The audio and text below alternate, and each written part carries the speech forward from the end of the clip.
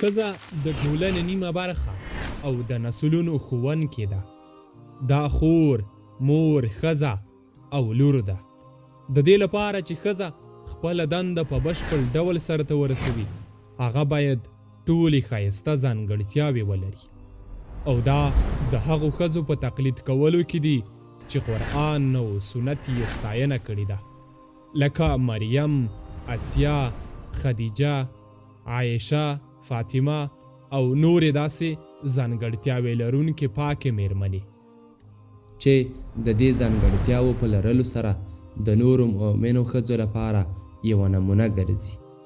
او د مسلمانې ښځې له ښکلو اخلاقو څخه د وظیفې په ادا کولو کې د میړه، مور او پلار او اولاد په حق کې له الله تعالی څخه ویریدل، او د دې بله ځانګړتیا صبر کول دي، پر اطاعت صابره، د نافرمانۍ څخه په لرې کېدو صابره، او د خدای تعالی پر تقدیر صبرناکه. د دې بله ځانګړتیا قرباني کول دي. دا د خپل اولاد او د میړه لپاره خپل راحت او خوب قرباني ورکوي، او په ډیرو وختونو کې د خپل کور له وجې د مال او خرج قرباني ورکوي چې یوازینۍ موخه یې ترې د الله تعالی رضا لاسته راوړل وي. که په کور کې د ښځې کارونه د سړي د بهر کارونو سره پرتله شي، نو د ښځې کارونه بدرانده وي. آرام اوسېدل، کور جوړول، خواړه چمتو کول، د ماشومانو پالنه او داسې نور کارونه د ښځې له دندو څخه دي. د دې بله ځانګړتیا حیا ده. دا یو له خورا ښکلو ځانګړتیاوو څخه ده چې د یوې میرمنې ښکلا زیاتوي.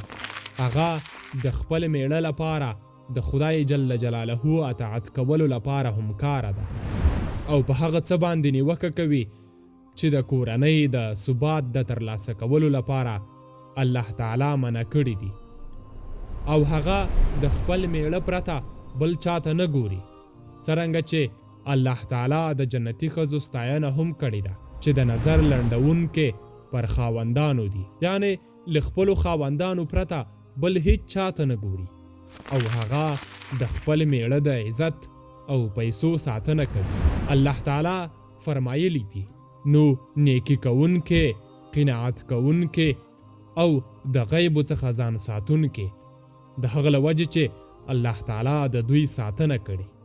د هغې په شاوخوا کې د هغې دسیسې څخه خبرتیا چې هغه له خپل دین څخه لرې ساتي. د ملت دښمنان په دې پوه شول چې کله دې د پاکۍ او د ښکلو ځانګړتیاوو په څنډه کې ځان غښتلی کړ، دا د اسلامي نړۍ د پیاوړتیا یو له سترو لاملونو څخه و. د هغې په شاوخوا کې د هغې دسیسې څخه خبرتیا چې هغه له خپل دین څخه لرې ساتي. د ملت دښمنان پوه شول کله چې مسلمان خور د پاکۍ او د ښکلو ځانګړتیاوو په څنډه کې ځان غښتلی کړ، دا د اسلامي نړۍ د پیاوړتیا یو له سترو لاملونو څخه و. دوی د خپلو دسیسو تیرونه هغې ته په نښه کړل. د یوې مسلمانې میرمنې په دې اړه پوهېدل د دوی زنځیرونه ماتوي او پلانونه یې خرابوي. رسول الله صلی الله علیه وسلم فرمایلی دي: کومه ښځه چې 5 وخته لمونځ وکړي، د میاشتې روژه ونیسي، د خپل شرمګاه ساتنه وکړي او د خپل میړه اطاعت وکړي، ورته به وویل شي د جنت له هرې دروازې څخه چې ته یې خوښوې جنت ته ننوځه.